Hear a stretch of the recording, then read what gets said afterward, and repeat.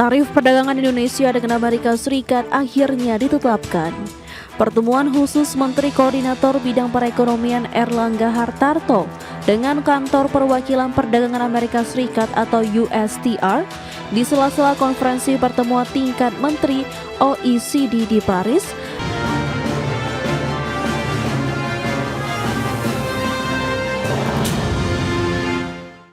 Ya, pemirsa, Indonesia resmi dikenakan tarif bea masuk 10% dari Amerika Serikat dan ketetapan tarif yang mengalami penurunan dari kesepakatan awal 19% ini menjadi peluang bebas tarif produk unggulan lainnya.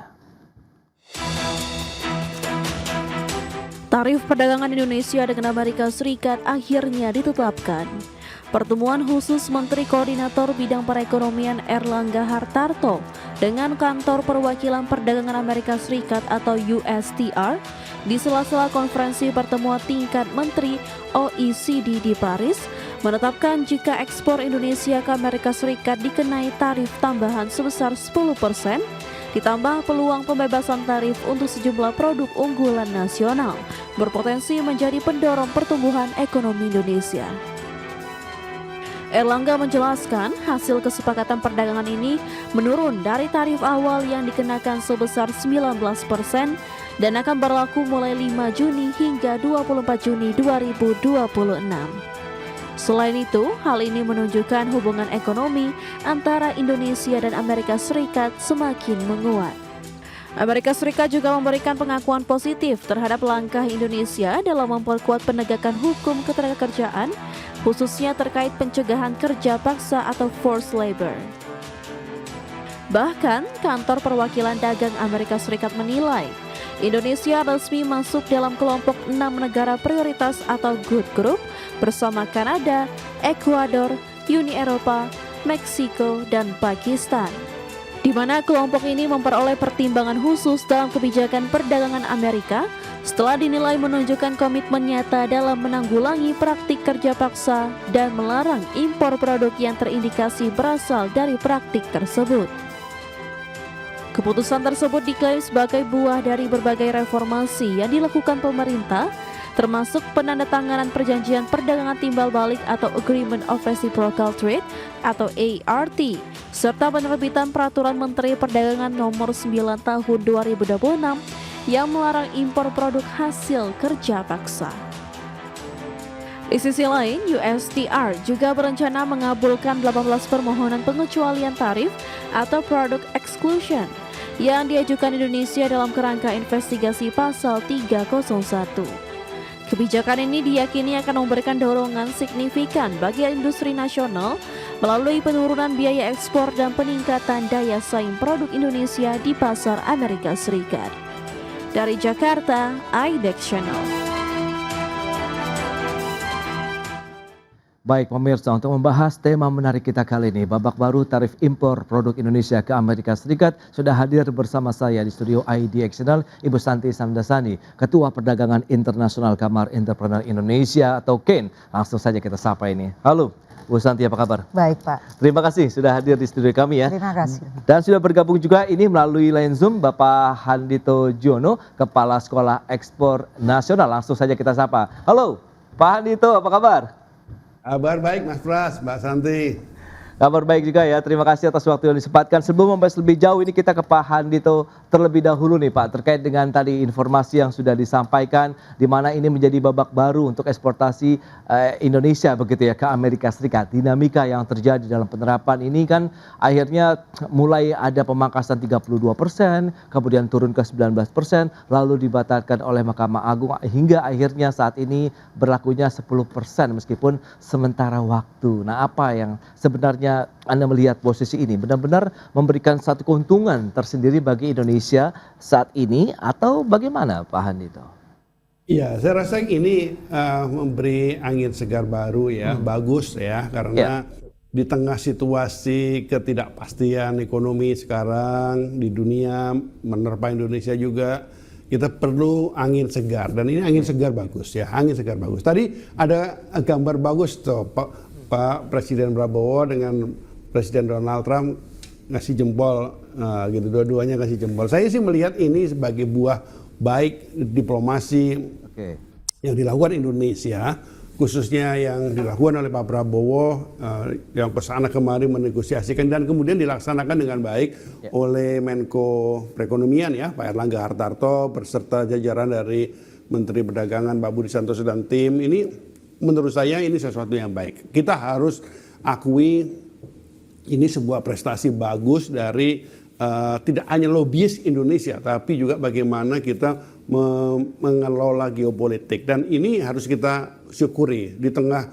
situasi yang sekarang ini sangat penting. Yang kedua, sebenarnya ini harus kita manfaatkan meskipun kesannya baru pendek, tapi saya kok melihat ini sebenarnya pendek kan hanya karena ininya ya momentumnya, tapi ini bisa terus berkelanjutan dan kita bisa berharap dengan Amerika Serikat ini hubungan dagang kita menjadi lebih baik, dan selama ini kan sudah menguntungkan Indonesia dan Amerika kan nggak apa-apa Indonesia diuntungkan dalam pengertian surplus gitu. Nah ini harus dioptimalkan. Bagaimana kita mengoptimalkan ini? Nah ini yang saya rasa harus bersama-sama. Saya melihat begini, ini contoh ya, ini kalau di sekolah ekspor dari 10 yang kita temani masuk ke pasar ekspor yang gagal 11 kan gitu. Jadi ternyata yang gagal lebih banyak daripada yang berhasil.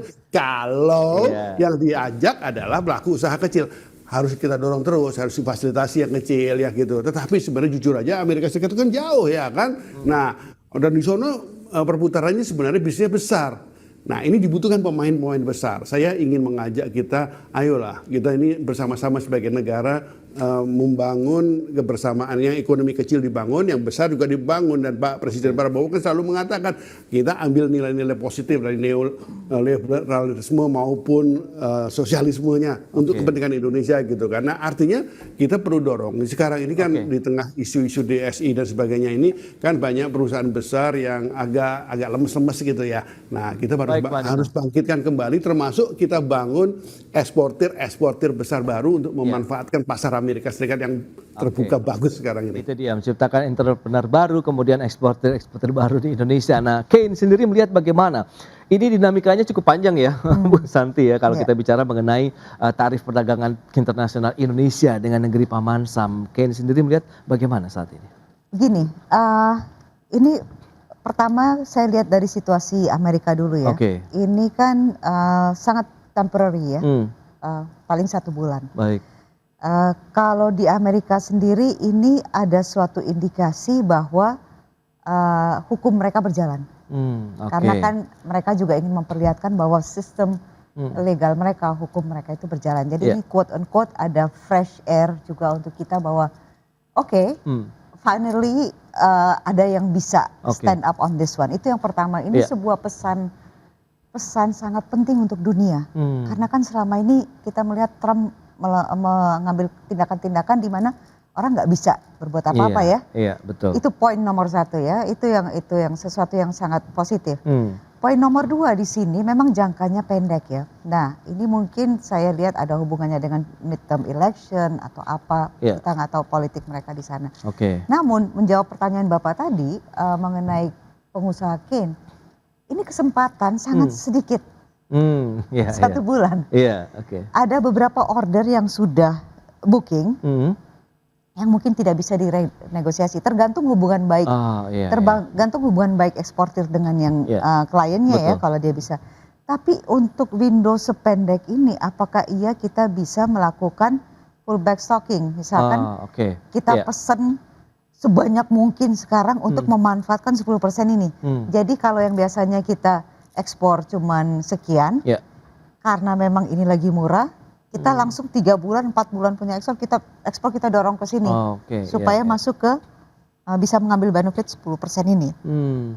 Kedepannya 10% ini apakah akan stay 10%, akan naik, akan bergulir, kita masih question mark. Karena tadi itu kan juga Indonesia termasuk salah satu negara gabung dengan Ekuador dan EU yang melakukan praktek kerja yang end produknya itu dipertanyakan gitu ya, pekerja-pekerja sini apakah illegal, di bawah umur atau apa, itu kan masih ada banyak sekali instrumen trade maupun tarif dan non tarif yang masih bisa dipermainkan oleh Amerika terhadap dunia. Dia masih bisa nyari, Namun Indonesia juga sama. masih banyak sekali kesempatan-kesempatan permainan-permainan trade, tools trade yang bisa juga diresiprokal oleh Indonesia. Oke, Tergantung ya. nanti ke depannya, kita tidak tahu ya sebenarnya Ya. apakah negosiasi akan berulang lagi Oke. atau akan stay seperti 10% ini, atau nanti Trump setelah menang midterm election dia merasa quote unquote lebih kuat dan dia mungkin akan menaikkan 40% misalkan kan. We Iya, don't iya, know. iya, betul, betul. Ya, tapi mekanisme kalau memang tadi ingin dipadatkan, memanfaatkan peluang bahwa eksportasi kita bisa masuk ke sana 10% ini memungkinkan tidak kira-kira dari sisi mungkin pasokan, distribusi dan lain-lain begitu? Tergantung sektor. Hmm. Tergantung sektor, Oke. tergantung hubungan baik dengan klien tadi itu, Oke. tergantung financial capacity juga. Kalau Oh. orang mau langsung beli kan Iya, meskipun iya, bayar iya. pajak situ kan, apakah dia mau? Dan Betul. tergantung produknya apa. Kalau produk makanan mungkin orang nggak berani, Iya, iya. karena kan oke. shelf life dan lain-lain ya. Betul. Tapi, nah ini di sini dibutuhkan bukan G2G negotiation skill, di sini dibutuhkan B2B negotiation skill. Oke. Karena kan iya, iya. kliennya yang harus ini. Nah, apakah di sini juga ada peluang untuk UMKM ambil Windows 10% ini? Tekstil, iya, iya. keset kaki, terus ada yang padat karya yang Betul. pernah kita lakukan. Ini ada lagi ada 10%. Oh. Yang tadinya cuma pesan misalkan 2 kontainer forfeit, mungkin dia bisa bikin 3 kontainer forfeit. Oh, oke. Tapi kembali lagi kendalanya di kita kalau kita bicara UMKM, kita bicara dengan SDM. Kalau kita bicara dengan SDM masih banyak SDM rendah. Di mana kalau ordernya banyak, can they work? Iya, iya, iya. Itu kan. Betul, betul. Yang biasanya sudah bisa misalkan keset satu orang bisa menciptakan 5.000 keset dalam sebulan. Nah, tiba-tiba dapat order 4 bulan ke depan. Iya. Dia bisa nggak? Meningkatkan kapasitas mereka. Karena kan ini oke. padat karya kan, Iya. bukan mesin kan, Iya, bukan iya. manufacturing. So masih banyak sekali challenges atau sub economic factors yang harus kita account di sini. Oke. Makro dan mikroekonominya harus diperhitungkan gitu Pak. Baik, Bu Santi. Nah, ini dia. Tadi juga sempat di-mention Pak Hadito begitu. Meskipun kita tahu usaha-usaha yang skala kecil ini agak sulit kalau kita nembus pasar ekspor khususnya tadi ke Amerika Serikat begitu ya Pak Hadito. Nah, ini bagaimana kalau memang tadi diharapkan ada momentum waktu sementara 10% yang bisa kita dapatkan, kita optimalkan begitu Pak Hadito. Iya, sebenarnya kalau waktu yang hanya beberapa hari, saya sebutnya sebulan gitu ya, itu secara real kalau kita mulai sekarang nggak kepake. Nggak kepake. Tapi gini loh, kan saya kebetulan ada di beberapa tim yang memang terkait dengan bagaimana kita memanfaatkan pasar Amerika. Sebenarnya pemain-pemain Indonesia itu kan udah jago-jago ya. Jadi dalam realnya sebenarnya kita ini kan apalagi sekarang ini pemerintah itu merangkul pelaku-pelaku usaha. Jadi sebenarnya sinyal-sinyal ini sudah kita pahami sejak beberapa waktu yang lalu. Jadi sebenarnya ordernya, stoknya dan sebagainya itu sudah disiapkan. Jadi begitu ini muncul tinggal jalan. Jangan-jangan barangnya sudah ada yang di tengah jalan dari sana gitu ya. Karena kan namanya juga bisnis kan resiko harus berani diambil. Tapi kalau sinyalnya positif kan nggak apa-apa. Jadi artinya begini. Yang jangka pendek ini memang untuk teman-teman yang pelaku usaha kecil barangkali belum bisa memanfaatkan, tetapi yang besar-besar sudah bisa memanfaatkan dengan bagus. Kita yakin itu akan efektif ya. Tetapi gini, ke depan kita kan nggak boleh terus-terusan begini. Sekali lagi ini yang ketiga kalinya saya sebut thanks to Trump gitu ya. Sebenarnya Presiden Trump itu sama kita baik loh sebenarnya kan gitu ya. Jadi tetapi ya kita harus memanfaatkan dengan sebaik-baiknya. Artinya kita harus menyiapkan diri. Saya lihat begini. Ini khususnya tadi kalau bicara tentang pelaku usaha yang kecil. Tadi saya sebut 10 dari yang kalau saya tanya 10, 11 bilang gagal karena satunya yang sudah zaman dulu baru nyaku sekarang gagalnya. Artinya memang tidak mudah jualan ke Amerika Serikat karena jauh, ongkosnya mahal. Nah, tapi itu kan bukan berarti kemudian kita mengabaikan peluang ini. Nah, kita ini mestinya saya sebut kita, pemerintah, pelaku usaha harus bantu pelaku usaha kecil. Saya rasa sudah waktunya sekarang ini punya stok di sana ini untuk pelaku usaha kecil. Sehingga kalau ada atau dekat-dekat Amerika gitu ya, sehingga kalau yang begini bisa kita manfaatkan. Artinya sebenarnya kita harus lebih serius dengan Amerika Serikat ini. Menurut saya Amerika Serikat itu udah terbukti baik kok sama kita. Surplus kita dengan dia lama dan nggak apa-apa ya, kalaupun dikurangin tapi tetap surplus. Jadi ini yang harus disiapkan. Nah, ini membutuhkan memang kolaborasi yang lebih jauh. Termasuk juga di dalamnya adalah bagaimana kita membuat agar pendanaan ekspor ke Amerika Serikat ini bisa terkelola dengan baik, logistiknya juga bisa terkelola dengan baik, agar yang kecil bisa masuk ke sana. Tetapi sekali lagi pasar Amerika itu pasar besar. Kita membutuhkan yang besar-besar. Kita membutuhkan konglomerat ekspor. Ini ngomong konglomerat kadang-kadang diartiin negatif ya. Padahal konglomerat itu kan grup perusahaan besar yang punya sinergi ekosistem. Nah, kita perlu mendorong ini, kita perlu mencetak. Dan kalau bisa konglomerat ekspornya kita cetak yang ada dari daerah-daerah gitu. Kita cetak yang baru lah. Amerika Serikat adalah pasar yang potensial yang perlu dimanfaatkan oleh pelaku usaha besar Indonesia. Baik, itu dia ada beberapa poin yang masih menjadi tantangan tersendiri untuk kita meningkatkan eksportasi Indonesia ke Amerika Serikat, dan kita akan bahas lebih jauh nanti di segmen berikutnya. Pak Dito juga Bu Santi, kita akan jeda dulu sebentar ya. Dan pemirsa, kami akan segera kembali usai pariwara berikut ini. Ya, terima kasih Anda masih bergabung bersama kami dalam Market Review, dan kita akan lanjutkan kembali perbincangan kita bersama dengan narasumber. Ada Bu Santi Samdasani dari Kein, kemudian Pak Hanito Juwono dari Sekolah Ekspor Nasional. Nah, Bu Santi, ini Pak Budi Santoso sudah menyebutkan pemerintah saat ini terus melakukan pendekatan dan negosiasi dengan otoritas di Amerika Serikat guna memperoleh skema tarif yang lebih menguntungkan bagi ekspor nasional. Dari pandangan Anda, seberapa besar akhirnya peluang Indonesia nih kalau misalnya bisa mendapatkan negosiasi kembali dengan pemerintah Amerika Serikat, karena kan ini hanya sementara 10%, kemudian nanti akan berlaku 18%. Nah, apakah rentang-rentang itulah yang masih bisa kita negosiasikan ke depannya? Begini, kalau sedang berjalan kasus, kita tidak bisa negosiasi. Karena kan this is disputed case kan. Betul. Disputed case itu tidak bisa dinegosiasikan. Kita harus tunggu selesai dulu. Pertama itu ya. Jadi kalau Pak Menteri siapapun yang mau pergi untuk negosiasi, apa yang mau dinegosiasikan? Kita harus tunggu aja dulu. Tunggu proses Kongresnya Amerika. Ya kan? Nah, mereka udah selesaiin antara mereka, baru kita masuk. Nah, in the meantime, kita harus membuat case. Yaitu begini, Indonesia beda dengan negara-negara lain di ASEAN. Kita kan sebenarnya kalah dengan Vietnam dan beberapa negara lain ya. Tapi kita memiliki satu plus point yang lain tidak miliki. Yaitu untuk Amerika, Indonesia adalah strategic geopolitical partner.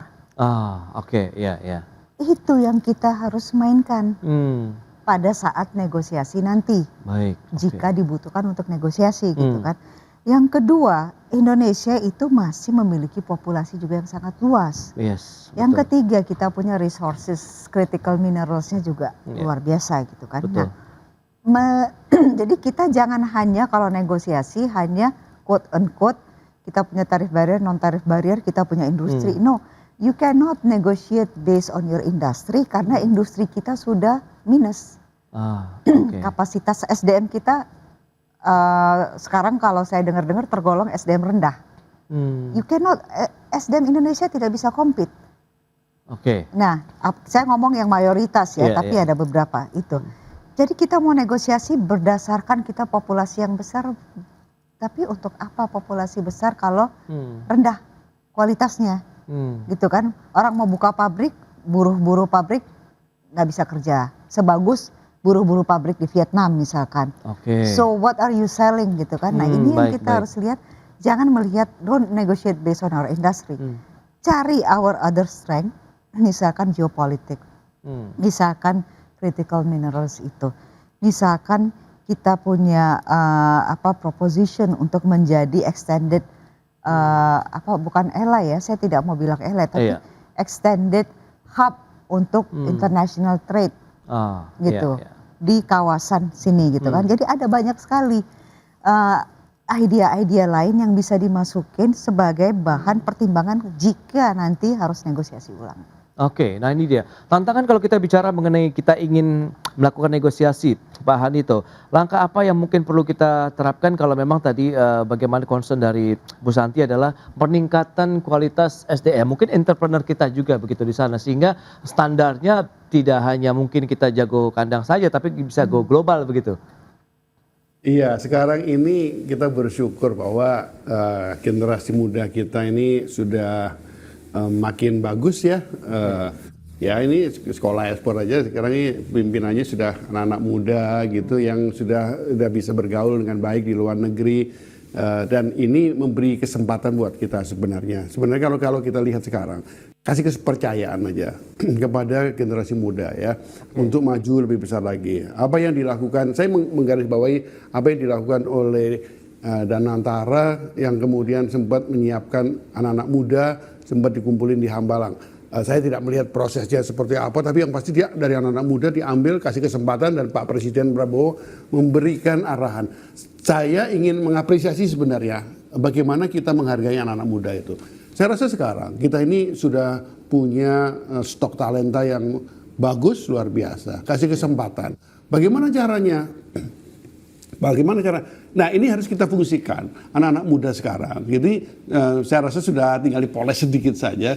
Mereka kalau perlu, ini khusus kalau Amerika Serikat. Saya rasa ada baiknya kita kirim kira 100 orang gitu ya ke sana, bukan sekedar belajar, tetapi untuk menjadi pemain real di lapangan. Seperti kita tahu negara-negara lain itu ada, meskipun ada yang didorong oleh pemerintah, ada yang inisiatif sendiri, kirim anak-anak mudanya ke mana-mana. Kita ini termasuk yang kurang itu. Seringkali dikatakan, wah generasi muda kita ini bukan petarung. Nah, saya nggak percaya itu. Kita kasih kesempatan. Maksud saya gini loh, ayo kita cetak 100 eksportir baru yang kita mulai dari menengah tapi jadi besar dengan kita kasih fasilitasi mereka. Kirim 100 ke Amerika Serikat, dan di sana kita kasih siapkan fasilitas dagangnya, fasilitas logistiknya, didukung sama kedutaan besar Indonesia di sana. Nah, Menteri Perdagangan Indonesia itu bagus punya program Kampuspreneur. Nah, ini bisa dimanfaatkan. Beliau kan sering kali dorong, ayo manfaatkan itu. ITPC Indonesia di mana-mana berkantor di sana. Kenapa nggak kita manfaatkan itu? Saya rasa melalui Amerika Serikat kita justru bisa menggarap Kanada, bisa menggarap Meksiko, bisa menggarap Amerika Selatan dengan lebih baik. Nah, ini kesempatan bagus. Yang kedua, yang harus kita lakukan sekarang, memang kita harus berani menata berkelanjutan ya. Sekarang lagi ditata lah. Ini dengan DSI misalkan, wah banyak yang bilang plus minus. Udah, saya melihatnya yang sudah diputuskan pemerintah kita laksanakan. Nah, tapi ini energi yang ada di situ kita pakai untuk ke sana. Jadi kita kan pasti ada uang yang terkumpul dari sono. Kenapa nggak kita membangun kekuatan-kekuatan baru gitu. Nah, negosiasi itu menjadi salah satu part dari hal itu. Tetapi menurut saya kita sekarang ini punya energi sudah bagus. Lagi pula jangan lupa ya, Kementerian Perdagangan, Kementerian Luar Negeri itu sekarang kompak gitu untuk negosiasi di luar negeri, dan ini memudahkan kita. Apa yang dilakukan oleh Pak Presiden itu memberi contoh gitu, bagaimana beliau ngomong begini yang diterjemahkan dengan bagus. Nah, saya rasa kita manfaatkan saja itu. Saya melihat kekuatan negosiasi Indonesia sekarang sudah luar biasa. Baik, itu dia ya, menjadi salah satu nilai plus lagi nih untuk Indonesia. Selain tadi kita tantangannya untuk meningkatkan bagaimana kompetensi ya dari tenaga kerja Indonesia. Nah, kalau kita bicara mengenai kebijakan ekspor kita, ada juga kebijakan devisa hasil ekspor begitu. Kemudian bagaimana kebijakan satu pintu untuk sumber daya alam. Ken sendiri melihat ini akankah memang tadi seperti Pak Handito sampaikan begitu, kita laksanakan saja karena memang kebijakannya ini adalah untuk kepentingan yang kalau kita pemerintah sampaikan juga kepentingannya nasional begitu, untuk mencegah tadi ada under invoicing dan lain-lain, misalnya kalau kita lihat satu pintu melalui DSI. Ya, betul. Transfer pricing menjadi masalah sangat besar. Transfer pricing bukan hanya di Indonesia, tapi memang ini kita bisa bilang corporate crime yang dilakukan udah dari sejak mungkin 30-40 tahun yang lalu. Itu saya menyetujui itu. Bahwa dengan one door ini akan membuat segala sesuatu lebih efisien, I agree. Saya setuju. Karena begini, India pernah melakukan untuk beberapa, they call it Central Commodity Trading House ya. Jadi siapapun trader itu yang ada di situ itu pasti masuk ke situ, khusus untuk melakukan trading. Namun yang saya khawatirkan adalah transparansi. Karena begini, dan kalau ini berjalan dan tidak transparan, tidak ada bank statementnya, tidak ada financial reportingnya yang nggak jelas, orang-orang yang masuk di situ bukan orang-orang yang profesional, bahkan teman-teman dan lain, investor akan makin lari lagi. Oke, ya. Karena mereka akan melihat ini bukan serius, ini main-main. Ini menyenangkan teman dan keluarga. Oke. Di sini yang saya beberapa kali menghimbau, negara ini harus dikelola oleh profesional. Baik. Yang berkompeten, yang punya pengalaman, bukan yang misalkan good on paper. Ya. Kalau good on paper, banyak yang good on paper, tapi pada saat dites di lapangan tidak bisa bersaing. Ya. Jadi idenya bagus, konsepnya bagus, the key is in the implementation. Kalau ini juga salah, financial reportingnya tidak ada, transparansinya tidak ada, yang masuk di situ semuanya quote on quote nggak tahu siapa, investor akan baca lagi ini, asing akan baca lagi, bahwa ini kok main-main terus. Betul. Gitu kan? Ya mengingat Indonesia sekarang ya kalau bisa dikatakan ya memang menjadi fokus utama nih investor global. Betul. Ya. Setiap kebijakan-kebijakan yang dikeluarkan oleh pemerintah sekarang benar-benar dicermati begitu. Baik itu di industri keuangan ataupun industri-industri lainnya begitu. Tinggal bagaimana memang implementasinya benar-benar harus dijaga dari sisi transparansinya, kredibilitasnya, kemudian bagaimana penerapannya benar-benar profesional begitu ya, sehingga memberikan trust, lagi-lagi kepercayaan nih yang paling utama untuk dunia usaha ataupun investasi di Indonesia. Baik, Bu Santi, Pak Handito, sayang sekali waktu terbatas ini, terima kasih banyak atas informasi, update dan juga insight yang sudah diberikan kepada pemirsa pada hari ini. Selamat melanjutkan aktivitas Anda kembali, salam sehat, sampai berjumpa kembali. Pak Handito, terima kasih. Terima kasih, ayo kita serbu Amerika dengan produk Indonesia. Oke, Bu Santi, terima kasih banyak atas waktunya ya. Baik pemirsa, 1 jam sudah saya menemani Anda dalam Market Review dan ikuti terus beragam informasi pilihan hanya di IDX Channel, TV bisnis nomor 1 di Indonesia. Saya Prasetyo Wibowo beserta seluruh kerabat kerja yang bertugas pamit undur diri. Terima kasih dan sampai jumpa.